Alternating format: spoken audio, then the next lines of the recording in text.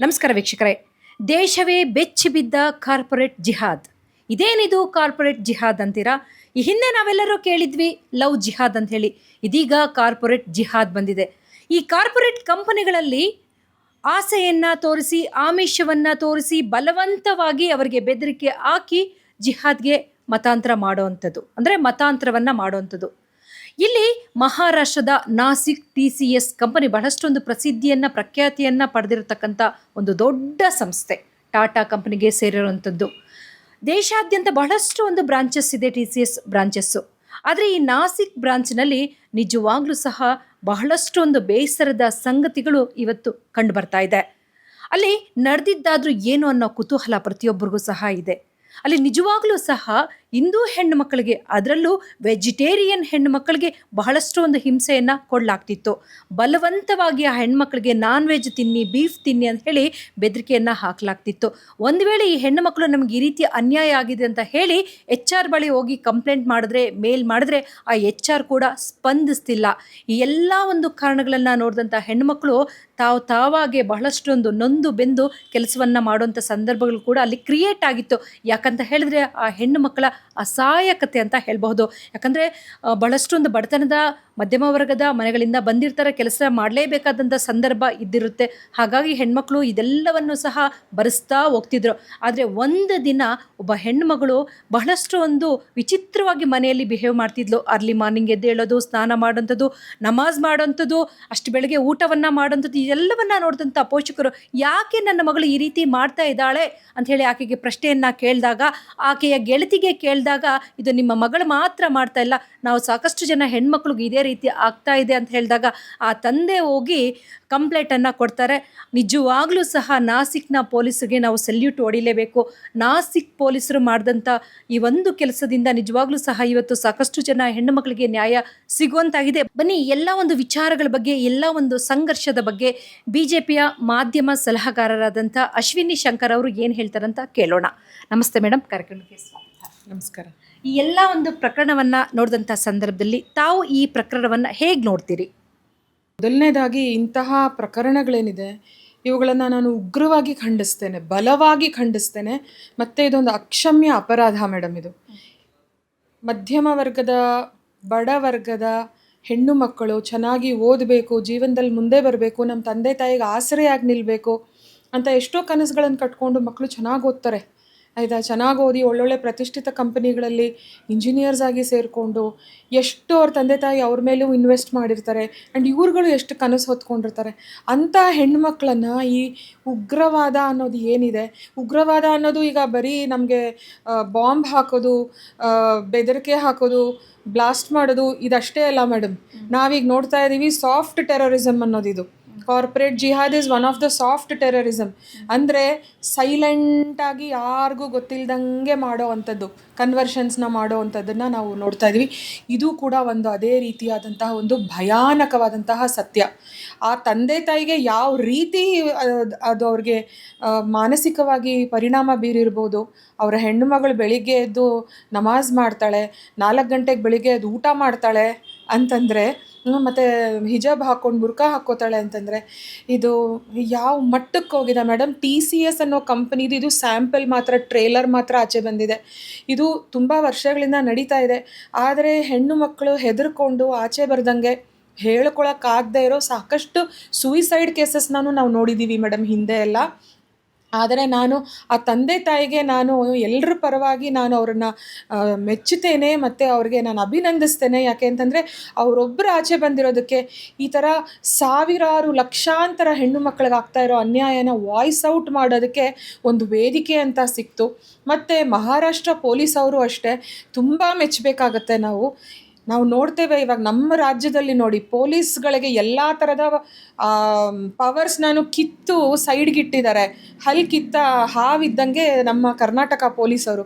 ಆದರೆ ಮಹಾರಾಷ್ಟ್ರದಲ್ಲಿ ನೋಡಿ ಎಷ್ಟು ಚೆನ್ನಾಗಿ ಅವರು ಸ್ಪಂದಿಸಿ ಆ TCS ಕಂಪನಿನಲ್ಲಿ ಹೌಸ್ ಕೀಪಿಂಗ್ ಡಿಪಾರ್ಟ್ಮೆಂಟಲ್ಲಿ ಅವ್ರು ಮನ್ಸು ಮಾಡಿದರೆ ಒಳ್ಳೆ ಪೋಸ್ಟ್ಗೆ ಹೋಗ್ಬೋದಿತ್ತೇನೋ. ಹೌಸ್ ಕೀಪಿಂಗ್ ಡಿಪಾರ್ಟ್ಮೆಂಟಲ್ಲಿ ಹೋಗಿ ಕೆಲಸ ಮಾಡಿ 1 ತಿಂಗಳ ಕಾಲ ಎಲ್ಲರ ಚಲನವಲನಗಳನ್ನು ನೋಡಿಕೊಂಡು ವಿತ್ ಪ್ರೂಫ್ ಹಿಡ್ಕೊಂಡಿದ್ದಾರೆ. ಇದನ್ನು ನಾವು ತುಂಬಾ ಶ್ಲಾಘಿಸ್ಬೇಕು. ಕರ್ನಾಟಕ ರಾಜಕಾರಣಿಗಳು, ಕರ್ನಾಟಕ ಪೊಲೀಸರು ಒಂಚೂರು ಇದನ್ನು ನೋಡಿ ಕಲಿಬೇಕು ಅನ್ಸುತ್ತೆ. ಬಟ್ ಇದು ತುಂಬ ಹೃದಯ ವಿದ್ರಾವಕ ಘಟನೆ ಮೇಡಮ್. ಊಹೆ ಮಾಡೋಕ್ಕೂ ಆಗಲ್ಲ. ನಾನು ಒಂದು ಮಧ್ಯಮ ವರ್ಗದ ಹೆಣ್ಣು, ನನಗೂ 2 ಹೆಣ್ಮಕ್ಳಿದ್ದಾರೆ. ನನ್ನ ಮಗಳು ಈಗ ಇಂಜಿನಿಯರಿಂಗ್ ಓದ್ತಾ ಇದ್ದಾಳೆ. ಅವಳು ಹೇಳೋದಷ್ಟು ಸಾಫ್ಟ್ವೇರ್ ಕಂಪ್ನಿಗೆ ಹೋಗ್ಬೇಕಮ್ಮ, ಅಬ್ರಾಡ್ಗೆ ಹೋಗ್ಬೇಕಮ್ಮ, ಹೋಗಿ ಬಂದು ನಮ್ಮ ಭಾರತದಲ್ಲಿ ಸೆಟ್ಲ್ ಆಗಬೇಕಮ್ಮ, ಭಾರತಕ್ಕೋಸ್ಕರ ಮಾಡಬೇಕಮ್ಮ ಅಂತ ಹೇಳ್ತಾ ಇರ್ತಾಳೆ. ಇವಾಗ ನಮಗೂ ಕೂಡ ಭಯ ಸ್ಟಾರ್ಟ್ ಆಗುತ್ತೆ ಮೇಡಮ್. ನಮ್ಮ ಮಕ್ಕಳನ್ನ ಎಲ್ಲಿ ಕಳಿಸ್ಬೇಕು, ನಾವು ಎಲ್ಲಿ ಓದಿಸ್ಬೇಕು, ನಾವು ಯಾವ ಕಂಪನಿಗೆ ಬಿಡ್ಬೇಕು, ಈ ಥರ ಎಲ್ಲ ಬರುತ್ತೆ ಮೇಡಮ್. ಇತ್ತೀಚೆಗೆ ಕೇರಳ ಸ್ಟೋರಿ 1, 2 ಎಲ್ಲ ಬಂತು. ಆ ಸ್ಟೋರಿಗಳನ್ನು ನೋಡಿದಾಗ ಇದು ಬೇಕಂತಲೇ ಕ್ರಿಯೇಟ್ ಮಾಡಿರೋಂಥದ್ದು. ಈ ಸ್ಟೋರಿಯಲ್ಲಿ ನಡೆದಂಥ ಘಟನೆಗಳು ನೈಜವಾಗಿ ನಡೆದಂಥ ಘಟನೆಗಳಿಗೆ ಸಂಬಂಧನೇ ಇಲ್ಲ ಅಂಥೇಳಿ ಒಂದಷ್ಟು ವಿಚಾರಗಳು, ಮಾತುಕತೆಗಳು ಕೂಡ ಆಯಿತು. ಈ ಪ್ರಕರಣವನ್ನು ನೋಡಿದಾಗ ಎಲ್ಲೋ ಒಂದು ರೀತಿ ಇದು ಅದು ಒಂದೇ ಏನು ಅಂತ ಅನಿಸ್ತಿದೆ. ತಾವೇನು ಹೇಳ್ತೀರಿ ಇದ್ರ ಬಗ್ಗೆ? ಮೇಡಮ್, ಖಂಡಿತ ಇದರಲ್ಲಿ ಅನುಮಾನನೇ ಬೇಡ. ಕೇರಳ ಸ್ಟೋರಿ 1, 2 ಏನಿದೆ, ಮತ್ತು ಕಾಶ್ಮೀರ್ ಫೈಲ್ಸಲ್ಲೂ ನಾವು ಇನ್ನೊಂದು ಥರ ನೋಡಿದ್ವಿ ಆಯಿತಾ. ಇದು ಪ್ರಾಕ್ಟಿಕಲಿ ಸಮಾಜದಲ್ಲಿ ನಡೀತಾ ಇರೋವಂಥದ್ದನ್ನು, ವಾಸ್ತವದ ಸ್ಥಿತಿಗತಿಗಳನ್ನು ಅವ್ರು ತೋರಿಸಿರೋದು. ಅವ್ರು ಏನು ಸಂಕಟ ಪಟ್ಟಿದ್ದಾರೆ, ನೋವು ಪಟ್ಟಿದ್ದಾರೆ, ಅದನ್ನು ತೋರಿಸೋವಂಥದ್ದು.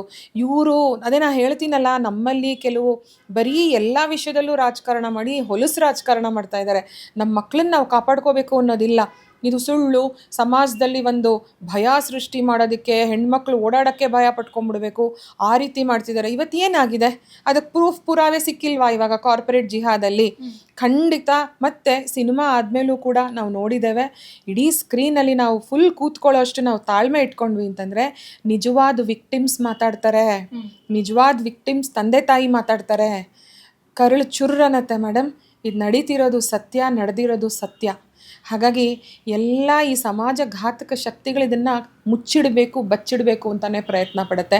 ಆದರೆ ಅವ್ರಿಗೆಲ್ಲ ಏನು ಕಾಲ ಉಳ್ಕೊಂಡಿಲ್ಲ. ಏನು ಮಾಡಿದ್ರೂ ಆಚೆ ಬರುತ್ತೆ. ಆ್ಯಂಡ್ ಬಂದಮೇಲೆ ಶಿಕ್ಷೆ ಅಂತೂ ಊಹೆ ಮಾಡೋಕ್ಕೂ ಸಾಧ್ಯ ಇಲ್ಲ. ಆ ರೀತಿ ಭಾರತೀಯ ನ್ಯಾಯ ಸಂಹಿತೆಯಲ್ಲಿ ಶಿಕ್ಷೆ ಆಗುತ್ತೆ. IT ಪ್ರೊಫೆಷನ್ ಅಂತ ಹೇಳಿದ್ರೆ ಬಹಳಷ್ಟು ಒಂದು ಕಂಫರ್ಟಬಲ್ ಫೀಲ್ ಮಾಡ್ಕೋತಾರೆ. ಎಲ್ಲ ರೀತಿಯ ಫೆಸಿಲಿಟೀಸ್ ಅಲ್ಲಿ ಇರುತ್ತೆ ಅಂತ ಹೇಳ್ತಾರೆ. ಜೊತೆಗೆ ಪ್ರಮುಖವಾಗಿ ಏನಂತ ಹೇಳಿದ್ರೆ ಮೇಡಮ್, ಇವತ್ತು ಒಂದು IT ಕಂಪನಿಯಲ್ಲಿ ಸಾವಿರಾರು ಜನ ಹೆಣ್ಣು ಮಕ್ಕಳು ಕೆಲಸ ಮಾಡಿದಾಗ ಅವರೇ ಒಂದು ಯೂನಿಯನ್ ಮಾಡ್ಕೊಂಡಿರ್ತಾರೆ. ಯಾವುದೇ ರೀತಿಯಲ್ಲಿ ಹೆಣ್ಣು ಮಕ್ಕಳ ಮೇಲೆ ಹರಾಸ್ಮೆಂಟ್ ಮಾಡಿದಂಥ ಸಂದರ್ಭದಲ್ಲಿ ಆ ಒಂದು ಕಮಿಟಿ ಏನು ಕ್ರಿಯೇಟ್ ಮಾಡ್ಕೊಂಡಿರ್ತಾರೋ ಆ ಕಮಿಟಿ ಅಲ್ಲಿ ಅವ್ರಿಗೆ ಆಗಿರ್ತಕ್ಕಂಥ ಎಲ್ಲ ಒಂದು ವಿಚಾರಗಳನ್ನು ಚರ್ಚೆ ಮಾಡಿ ಆ್ಯಕ್ಷನ್ ತೆಗೆದುಕೊಳ್ಳೋ ಅಂಥ ಒಂದು ಪ್ರಕ್ರಿಯೆ ಕೂಡ ಇದೆ. ಅದ್ಯಾವುದು ಸಹ ಈ ಒಂದು ಕಂಪ್ನಿಯಲ್ಲಿ ಕಾಣಿಸ್ತಾ ಇಲ್ಲ. ಇದ್ರ ಬಗ್ಗೆ ತಾವು ಏನು ಹೇಳೋದಕ್ಕೆ ಬಯಸ್ತೀರಿ? ಎಲ್ಲ ಕಂಪನಿಗಳಲ್ಲೂ ಅಷ್ಟೇ ಪಾಶ್ ಅಂತ ನಾವು ಕೇಳಿರ್ತೀವಿ. ಪ್ರಿವೆನ್ಷನ್ ಆಫ್ ಸೆಕ್ಷುವಲ್ ಹರಾಸ್ಮೆಂಟ್ ಅನ್ನೋದು ಒಂದು ಬ್ಲಾಕ್ ಇರುತ್ತೆ, ಒಂದು ಡಿಪಾರ್ಟ್ಮೆಂಟ್ ಇರುತ್ತೆ. ಆದರೆ ಇದನ್ನು ಮ್ಯಾನೇಜ್ ಮಾಡೋವಂಥವ್ರು HR ಆಗಿರ್ತಾರೆ ಆಯಿತಾ. ಇಲ್ಲಿ ಈ ಕಂಪನಿನಲ್ಲಿ HR ಅನ್ನೋ ಮಹಿಳೆ ನಿದಾ ಖಾನೇನೆ ಮೇನ್ ಕಲ್ಪ್ರಿಟ್. ಇಲ್ಲಿ ಎಲ್ಲರ ಹಿಂದೆ ಇರೋವಂಥ ಮಾಸ್ಟರ್ ಮೈಂಡೇ ಅವಳು. ಇನ್ನು ಆ ಹೆಣ್ಣು ಯಾವ ರೀತಿ ಈ ಹೆಣ್ಣು ಮಕ್ಕಳಿಗೆ ಸುರಕ್ಷತೆ ಕೊಡ್ತಾಳೆ ಮೇಡಮ್? ಸೊ ಇದನ್ನು ಇನ್ನೂ ಸ್ಟ್ರಿಂಜೆಂಟಾಗಿ ಮಾಡಬೇಕು. ಮತ್ತು ಇಷ್ಟು ದೊಡ್ಡ ಕಂಪನಿ, ರತನ್ ಟಾಟಾ ಅವರ ಕನಸಿನ ಕೂಸು ಮೇಡಮ್ ಇವೆಲ್ಲನೂ. ಅವರು ಜಸ್ಟ್ ಈಗ ತಾನೇ ತೀರ್ಕೊಂಡಿದ್ದಾರೆ, ಸ್ವಲ್ಪ ತಿಂಗಳುಗಳಾಗಿದೆ. ಇಂತಹ ಒಂದು ಅವ್ರು ಬದುಕಿದ್ದಿದ್ರೆ ಮೇಡಮ್ ನಿಜವಾಗ್ಲೂ ಹಾರ್ಟ್ ಅಟ್ಯಾಕಾಗೆ ಹೋಗ್ಬಿಡ್ತಿದ್ರು ಅನಿಸುತ್ತೆ. ಅಂಥ ಅವರ ಕಂಪನಿಯಲ್ಲಿ ಇಷ್ಟೆಲ್ಲ ನಡೀತಾ ಇದ್ದರೆ manager, general manager, managing directors, CEO, CAO ಯಾರೂ ಇಲ್ವಾ ಮೇಡಮ್?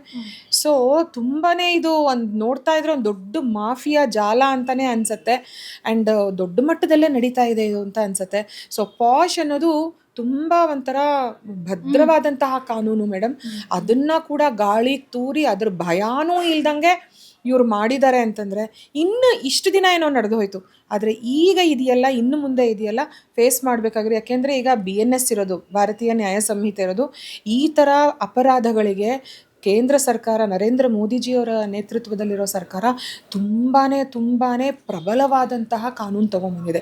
ಸೊ ಇನ್ಮೇಲೆ ಯಾರೂ ಬಚಾವಾಗೋಕ್ಕೆ ಆಗಲ್ಲ. ಯಾರ್ಯಾರು ಆಚೆ ಬರ್ತಾರೆ, ಯಾರ್ಯಾರ ಹೆಸರುಗಳು ಆಚೆ ಬರುತ್ತೆ, ಅವರೆಲ್ರಿಗೂ ಮೇಡಮ್ ನರಕ ಅನ್ನೋದೇ. ಯಾಕೆ ಅಂತಂದರೆ ಹೆಣ್ಣು ಮಕ್ಕಳ ಜೀವನ, ಧರ್ಮ ಮೇಡಮ್. ಏನು ಮೇಡಮ್, ಬ್ರಾಹ್ಮಿನ್ಸ್ ಮಕ್ಕಳು, ಆ ಮಕ್ಕಳಿಗೆ ಚಿಕನ್ ತಿನ್ನಬೇಕು, ಅದು ತಿನ್ನಬೇಕು, ಬೀಫ್ ತಿನ್ನಬೇಕು ಅಂತೆಲ್ಲ ಮಾಡಿದಾರಲ್ಲ ಇವರು.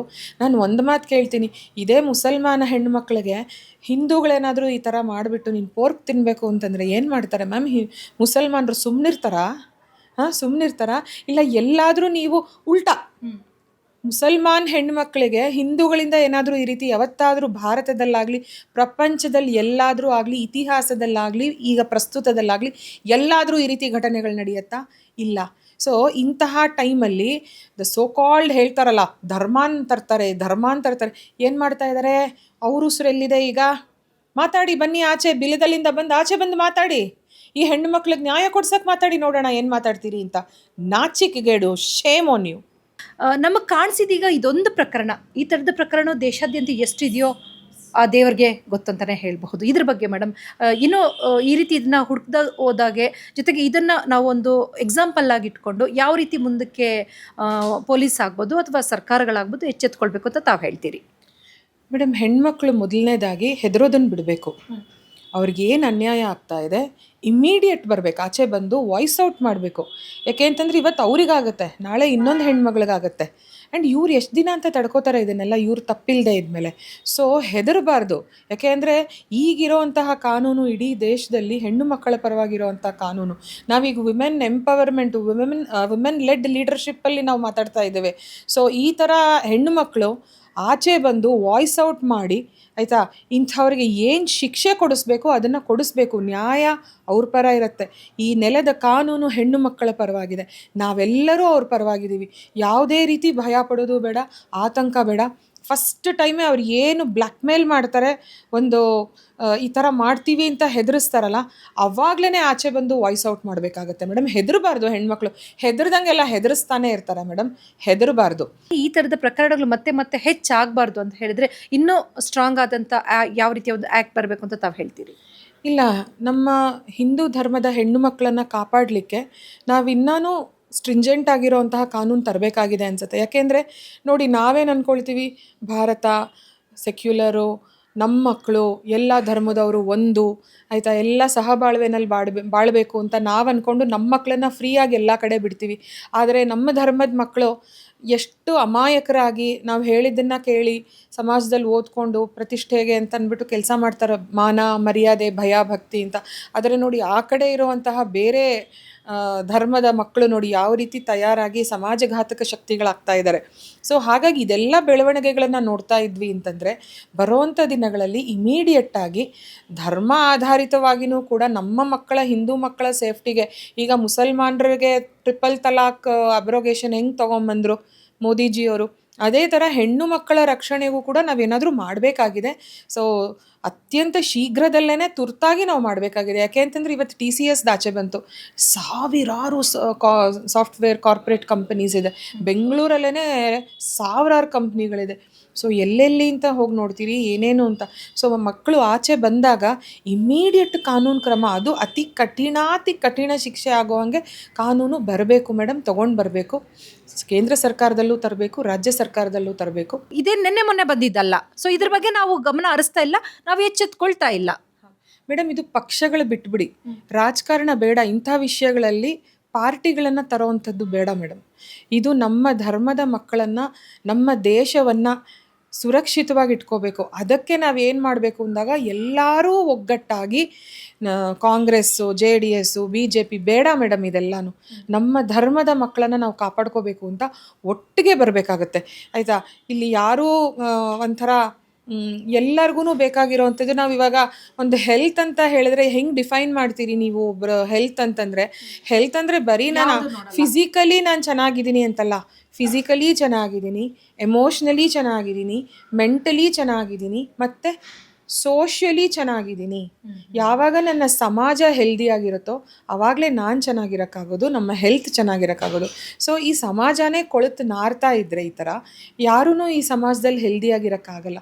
ಹಾಗಾಗಿ ನಾವು ವಾಯ್ಸ್ ಔಟ್ ಮಾಡಲೇಬೇಕು. ಈ ಹೆಣ್ಣು ಮಕ್ಕಳ ಪರವಾಗಿ ನಾವು ದನಿ ಎತ್ತಲೇಬೇಕು. ಅವರಿಗೆ ಸ್ಟ್ರಾಂಗ್ ಸಪೋರ್ಟ್ ಸಿಸ್ಟಮ್ ಆಗಿ ನಾವು ನಿಲ್ಲಬೇಕಾಗತ್ತೆ ಇವತ್ತು. ಮತ್ತು ಎಲ್ಲೆಲ್ಲಿ ಈ ರೀತಿ ನಡೀತಾ ಇದೆ, ಧೈರ್ಯವಾಗಿ ನಿಮ್ಮ ವಾಹಿನಿ ಮೂಲಕ ನಾನು ಹೇಳಕ್ಕೆ ಇಷ್ಟಪಡ್ತೀನಿ, ದಯಮಾಡಿ ಆಚೆ ಬನ್ನಿ, ಹೆದರಬೇಡಿ. ಕಾನೂನಿದೆ, ಕ್ರಮಗಳು ತಗೋತೀವಿ, ಕಠಿಣ ಉಗ್ರ ಶಿಕ್ಷೆ ಆಗುತ್ತೆ. ಹೆದರಬೇಡಿ ಮಕ್ಕಳೇ, ಆಚೆ ಬನ್ನಿ ಅಷ್ಟೇ. Thank you so much madam, ಇದುವರೆಗೂ ನಮ್ಮ ಕಾರ್ಯಕ್ರಮದಲ್ಲಿ ಮಾತನಾಡಿದ್ದಕ್ಕೆ thank you so much. Thank you. ವೀಕ್ಷಕರೇ, ನೋಡಿದ್ರಲ್ಲ, TCS ಕಂಪನಿ ಒಂದಲ್ಲ, ಸಾಕಷ್ಟು ಕಂಪನಿಗಳು ಇವತ್ತಿನ ದಿನದಲ್ಲಿ ಸಾಕಷ್ಟು ಒಂದು ಸಮಸ್ಯೆಗಳನ್ನು ಹುಟ್ಟಾಕ್ತಾ ಇದೆ, ಜೊತೆಗೆ ಸೊಲ್ಯೂಷನ್ಸ್ ಕೂಡ ಹುಡುಕಿಟ್ಟಿದೆ.